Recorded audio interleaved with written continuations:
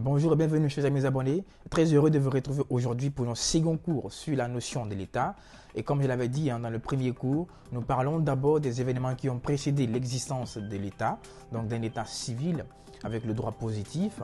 C'est-à-dire, nous parlons d'abord de la condition de l'homme dans l'état des natures, donc l'homme primitif, bien avant de passer au contrat social, donc le contrat qui nous conduit vers un état civil. Donc dans le premier cours, nous avons étudié Thomas Hobbes avec sa pensée sur l'état de nature, donc la condition de l'homme primitif jusqu'à la nécessité de la signature d'un contrat social. Aujourd'hui, nous parlons de John Locke, qui est aussi un philosophe anglais.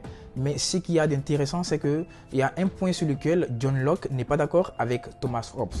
Donc, dès l'état de nature jusqu'à la signature d'un contrat social pour un état civil, selon John Locke, c'est pour tout de suite.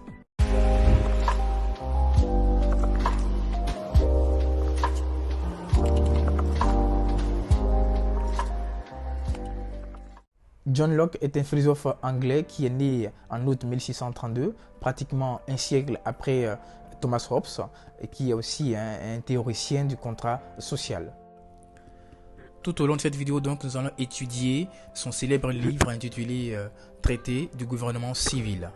Alors, puisque c'est dans le second traité qu'il parle proprement du gouvernement civil, c'est pourquoi en général, on divise le livre en deux, surtout en France, et on appelle cela Second traité du gouvernement civil.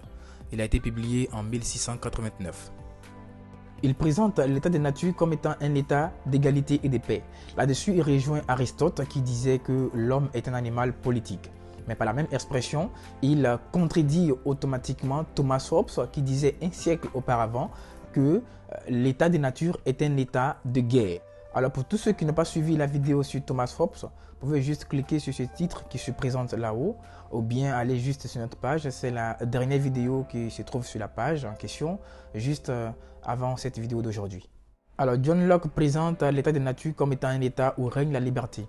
Là-dessus, il rejoint Thomas Hobbes, mais contrairement à Hobbes, pour John Locke, dans l'état de nature, il existe des droits. Alors c'est Dieu, par le biais de la raison, qui donne à l'homme deux grands principes, ou disons deux lois. Le premier principe est celui de liberté.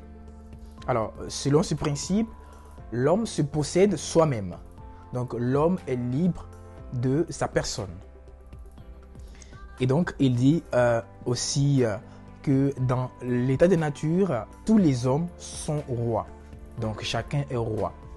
Ce qui veut dire qu'il n'y a pas d'hiérarchie. Il n'y a donc pas de supériorité dans l'état de nature selon John Locke. Tout le monde est sur le même pied d'égalité.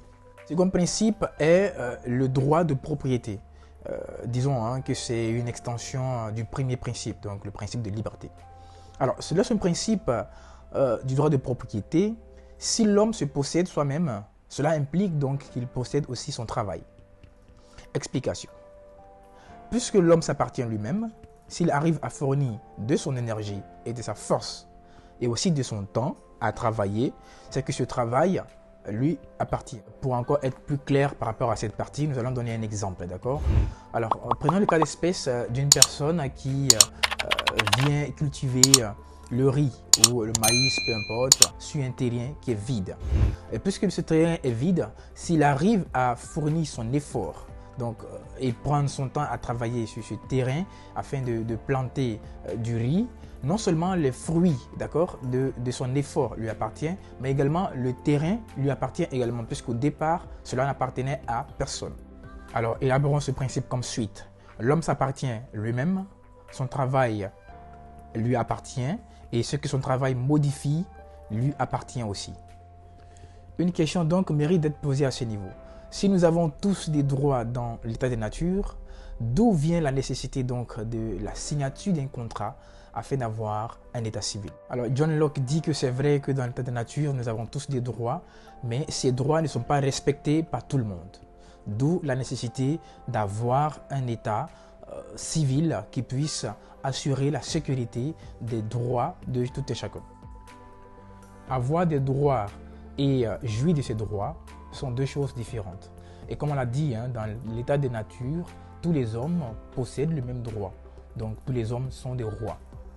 Alors l'homme a le droit d'avoir pour soi le fruit de son travail. Mais en même temps, il reste celui-là, dans l'état de nature bien sûr, qui protège ce droit.